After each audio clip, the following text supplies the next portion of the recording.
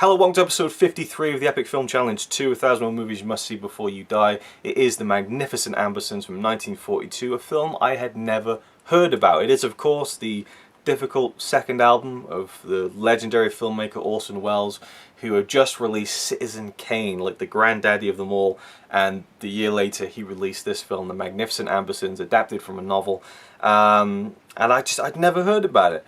And as I watched it, it kind of struck me that there was something a bit off about it, and I later learned all the history behind the film. Well, I learned the basics, the broad strokes. I mean, there's a lot that went behind the making of this film and the controversy surrounding that.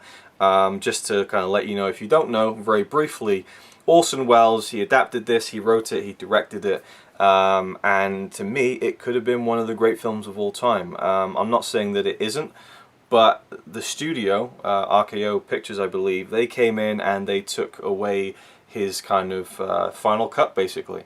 They finished editing the film and kind of, I guess, removed him from the process, and so over 40 minutes of footage were deleted from the film, and they no longer survived. They were destroyed. A new ending was filmed. I mean, really, his kind of vision for that film was just completely ripped apart, it seems, and he is famously quoted as saying, "They destroyed the Ambersons and it destroyed me." So it's just really sad, because I didn't know this before I watched the film, and when I'd finished watching it, my initial reaction was, that was fantastic, but it felt like there was something missing.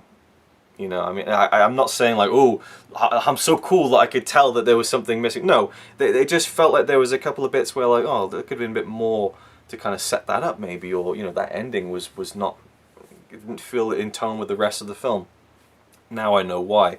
And it's kind of really sad, but all we have left to judge is the film itself. I'm not going to go into a lot of the details with the plot, because there's a lot of characters and it's about a family, the Ambersons. They're kind of like this very kind of, yeah, powerful, rich, I suppose, family in this small town. And at the beginning of the film you kind of hear all about them, and there's just great sequences in this film. I mean, it's just, Orson Welles' direction is so fantastic. The way that he sets up stories and the way that he pays them off later, just all these little details setting things up. You know, it reminded me again of Citizen Kane, just the way that it's not maybe shot, you know, obviously it doesn't look like Citizen Kane, but just the way that he kind of constructs a story on film. To me, it felt very similar to Citizen Kane in that sense. It was just, I loved the way the story was told through the shots, the way what the characters were saying, how those, you know, how those words were then, you know, they would inform you on things. Like you didn't get like, well, you do get a narration actually. Orson Welles does narration in the film. He doesn't star in it, but a lot of the kind of the smaller details you learn from other people. You'll see shots of people looking over to the Ambersons' house and saying, "Oh, that's the Ambersons," and they kind of talk, and you get the information from them. And it's kind of exposition, but it's kind of not in a way. I love the way that it was that all the information was given to us in the film. And we see this girl who kind of, you know, there's a couple of guys that she may or may not go for, and then we flash forward like a long time where the family of the Ambersons aren't as kind of, they don't have the same kind of space in the community as they used to have. And it also kind of touches on industrialization, you know, the rise of cars, things like that, and that plays into the film very strongly actually, especially towards the end, and it kind of shows you the downfall of a family in a way.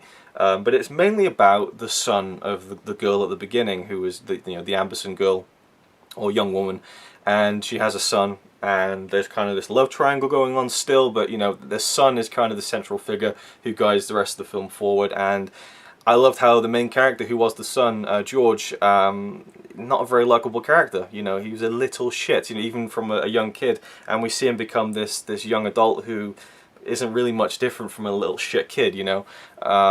But the characters are great. There's some great scenes, great moments. The visuals I thought were phenomenal. I just loved the way this film looked.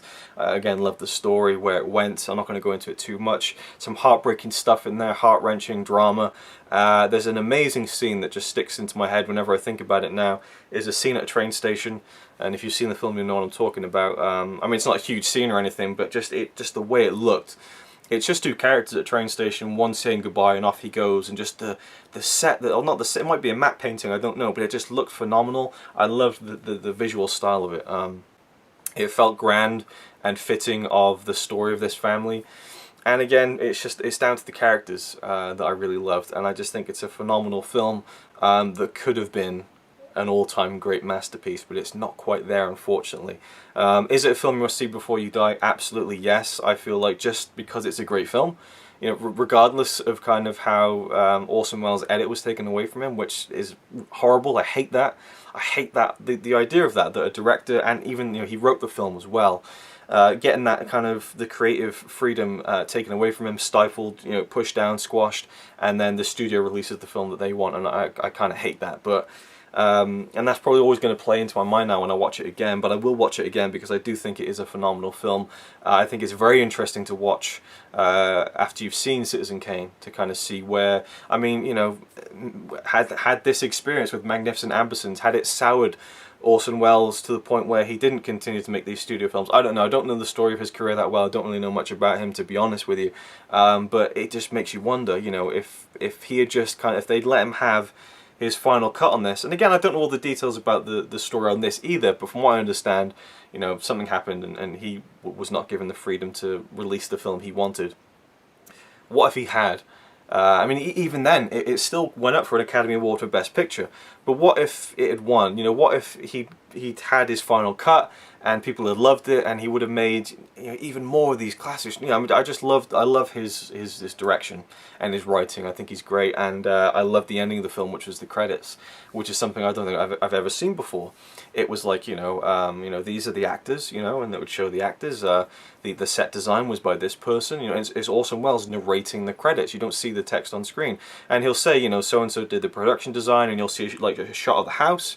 You know, the film editing was done. You'll see the film rolling, and then there's a big microphone, and it says, "My name was Orson Welles. I wrote and directed the film." There's even a part where you see the book on a table, just a shot of it saying it based on the book, The Magnificent Ambersons, by whoever wrote it. And I just loved that touch. It was a real, just cool, kind of classy thing. He even said that he got a lot of hell, quote unquote, for doing that, because people thought it was kind of a pompous thing to do. I don't know, I thought it was really cool, I dug it. But Magnificent Ambersons, it's kind of a sad tale in terms of the making of it. It's a sad tale in terms of the film itself, but it really is a great film.